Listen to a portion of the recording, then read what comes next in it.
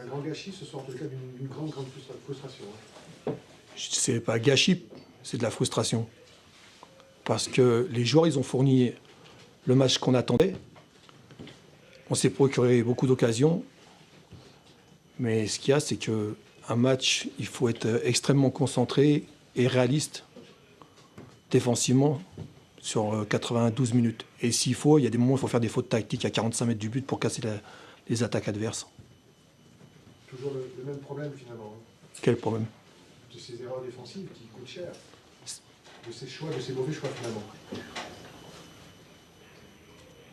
Non, mais il faut faire preuve de plus de réalisme. Et comme j'ai dit, voilà, le haut niveau, c'est obtenir des résultats presque des fois coûte que coûte. Et si je dois faire une faute tactique à 45 mètres du but, je la fais. Parce que sur l'ensemble du match, l'équipe, elle a bien défendu. Mais sur cette action-là, on sait que Ngati va vite. On utilise les moyens nécessaires pour qu'il n'aille pas au bout de l'action. C'est plus ça qui vous énerve que de ne pas avoir concrétisé toutes les occasions de but? Oui, parce que je savais que quand tu as beaucoup d'occasions que tu ne marques pas le deuxième, tu t'exposes en fin de match. Donc voilà, il y a de la frustration. Et puis, par rapport au score, par rapport à la perte de 2 points, par rapport aux efforts que les joueurs ils ont fournis, parce que ce soir, voilà, j'ai retrouvé une équipe conquérante qui a montré des belles choses collectivement, offensivement, mais j'aurais aimé qu'elle soit récompensée. Ajouté au résultat de la soirée, il y a quand même une forme d'urgence qui va s'installer sur les 9 dernières journées. Pour toutes les équipes en bas de tableau, il y a urgence. Mais ce soir, on a vu qu'on était capable de faire face à la situation. Parce que, que je sache, avant d'attaquer la journée d'aujourd'hui, on était déjà relégable. Et j'ai vu des joueurs relâchés, j'ai vu des joueurs oser, j'ai vu des joueurs tenter, j'ai vu une équipe solidaire. Donc il faut continuer dans cette voie. Maintenant, c'est comme je dis, si des fois, faut mettre la tête où il y en a, ils ne mettent pas le pied pour sauver un but, ça, il faut le faire. Comment on gère ces émotions contradictoires entre une équipe qui a bien réagi après Lyon, qui a apporté des réponses, qui a montré les choses, et puis qui finalement, au final, n'emporte pas un match qu'elle doit emporter. Est-ce qu'il n'y a pas d'enjeu derrière? Comment on gère ça pour pas que psychologiquement, elle accuse un peu le coup, cette égalisation tardive? Je pense que là, la frustration, elle est sur le moment.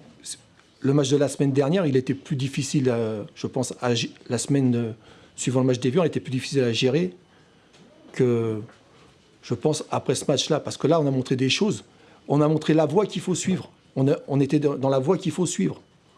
Mais comme je dis, après, il faut des fois des défenseurs, des milieux de terrain qui soient prêts à sacrifier à l'extrême pour qu'on préserve notre but inviolé. C'est-à-dire qu'il fallait faire une faute, il fallait faire faute à 45 mètres. Même si tu dois prendre un carton, il fallait faire faute. Donc c'est de la naïveté, du manque d'expérience, c'est quoi? La fatigue. La fatigue aussi peut-être? C'est un manque de réalisme. Le haut niveau, c'est du réalisme. Et donc, si on veut franchir un palier, eh ben, dans la même situation, la prochaine fois, même si c'est navrant de ne pas l'avoir fait ce soir, la prochaine fois, il faut faire cette faute tactique. On dit sur le banc, quand on voit une barre, 2 barres, un arrêt de Pento, on a, comme beaucoup d'observateurs, l'idée, il va peut-être nous arriver une bricole à force de ne pas mettre ce deuxième. Oui, je l'ai dit précédemment. Quand tu ne fais pas le break, dans ce genre de match, tu t'exposes. Tu t'exposes, c'est jamais bon.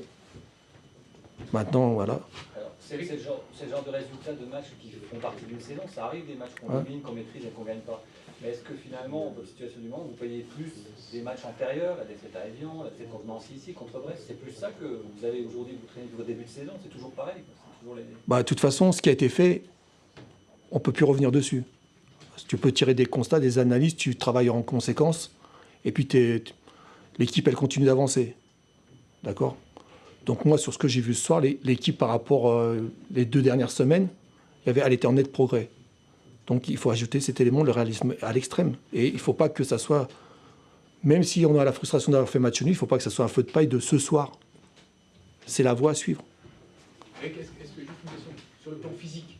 Ouais. Il y a une faible, est-ce qu'elle n'arrive pas au bon moment? Parce qu'on a vu qu'en fin de match, quand même, on a senti quand même qu'il y avait c'était un peu émoussé. Non, mais je pense qu'elle va nous faire du bien parce qu'il y a le physique, il y a au niveau psychologique. c'est des situations quand même qui sont pas évidentes à vivre. Donc moi je pense que ouais, la trêve elle va nous faire le plus grand bien parce qu'elle va permettre d'aérer les têtes aussi, de récupérer physiquement. Les joueurs qui ont des petits bobos, tu peux les récupérer. Donc j'aurais aimé qu'il y ait cette trêve avec 30 points, mais déjà on repart avec on a un match nul parce que si vous avez bien constaté, en fin de match, on aurait pu s'exposer à plus grave. Juste une question sur la table. Il y a 3 sélectionnés là, qui vont être concernés pendant la table. Ouais. C'est une bonne chose dans la dynamique pour des garçons comme Sio, comme il y a Ovono, qui est une doublure, mais il y a Sio. Non, mais moi je pense de la même façon. Et à Roussillon. Et Roussillon aussi, oui. Moi je pense que ça te fait du bien aussi des fois de sortir du contexte. Ils vont aller ailleurs, ils vont. Non, c'est un bol d'oxygène pour eux. Et puis, sélectionner, ça ne veut pas dire que tu vas jouer. Ça veut dire que tu es dans le groupe. Et ça veut peut-être dire aussi et puis tu as une certaine valeur. Donc c'est des joueurs de valeur et tant mieux pour nous. Bonsoir. Bonsoir. C'est mal parti, ça se finit bien, c'est pour logique ce score. Oui, c'est un peu un résumé, ouais, mais c'est ça. On a fait une première mi-temps qui ne nous permettait pas d'espérer grand-chose. On a été fébrile défensivement, en difficulté sur de nombreux coups de pied arrêtés et une utilisation du ballon plus que moyenne. Heureusement, on a rectifié en deuxième mi-temps. Ça a été plus consistant et dans l'utilisation du ballon et dans la récupération. C'est un résultat logique. Si on devait compter les points, je pense que Sochaux serait devant, bien sûr, mais au foot, c'est l'efficacité qui compte. Et finalement, je pense qu'ils ont laissé passer leur chance en première mi-temps. En deuxième mi-temps, on a su être, pour une fois, je dirais, à la fois réaliste et efficace. Comment vous expliquez la fébrilité sur les coups de pied arrêtés à chaque fois que le coup de pied arrêté, c'est une occasion? D'une part, la qualité du jeu de tête de nos adversaires, certainement. Et puis après, on s'est mis en difficulté d'entrée. Il y a ces 2 corners d'entrée où on prend un ballon chaud, où l'autre atterrit sur la barre. Et là, de suite, ça met énormément de fébrilité. Et chaque fois, après, sur chaque coup de pied arrêté, on sentait qu'on n'était pas serein, on sentait qu'on se préoccupait plus de l'adversaire que du ballon. Et finalement, on laissait l'adversaire se saisir du ballon, alors que peut-être qu'en se préoccupant plus du ballon que de l'adversaire, ça aurait été certainement plus rentable. C'était un petit peu quand même le remake du match contre Lille, sauf que cette fois, les buts ne sont pas rentrés. Oui, effectivement. Contre Lille, si on a été en difficulté, c'est aussi sur les coups de pied arrêtés, donc ça pose un problème. Maintenant, le problème de taille, on sait que je ne peux pas tirer sur mes joueurs et ils ne sont pas élastiques. Donc, chaque fois qu'on va tomber contre des joueurs comme ça, grands, bons de la tête et tout, il faudra être très vigilant.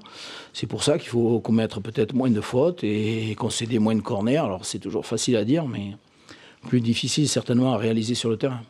Comment vous expliquez aussi l'entame ratée alors qu'on savait pertinemment que Sochaux, qui avait été lourdement battu à Lyon, allait Ça, moi, je ne m'explique pas, justement. Parce que vous pensez bien qu'on a mis l'accent là-dessus, sur le début de match. Et au bout de 5 minutes, il y avait déjà 3 frappes, une sur la barre, enfin des occasions. Et donc, forcément, quand on rentre dans le match comme ça, c'est compliqué par la suite, quoi. Donc, mais l'explication, non, j'en ai pas. J'en ai pas, parce qu'on était avertis, on savait, on voulait faire un résultat ce soir. Et bien nous en a pris, parce que vous avez vu les résultats. Et donc, il ne fallait pas qu'on perde quand même. Même si on a une petite marge, il faut faire attention, quoi. Qu'est-ce que vous avez dit à la mi-temps? Qu'est-ce que j'ai dit à la mi-temps? J'ai dit que, d'une part, il fallait changer beaucoup de choses. Et dans la récupération, être plus costaud, c'est sûr. Resserrer un peu les lignes. Et surtout dans l'utilisation du ballon. Si on voulait revenir au score, il fallait jouer plus, se mettre le ballon plus au sol, jouer avec plus de simplicité. Et ce que j'ai dit aussi, c'est qu'il fallait surtout pas prendre un deuxième but, parce qu'au fil du match, plus le match avançait, 1-0, je savais que Sochaux reculerait, la peur un peu de se faire égaliser.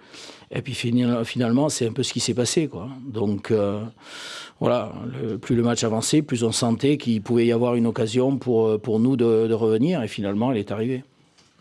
C'est la deuxième fois que le jeune Engel vous sauve un peu la vie et Ajaccio sur des actions un peu similaires, un rush sauvegarde comme ça.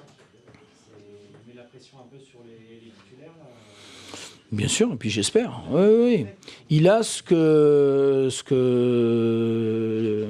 certains joueurs n'ont pas, c'est qu'il joue beaucoup dans la profondeur, il est capable de prendre le ballon, faire la différence et aller au bout, quoi. Rentrer dans cette surface.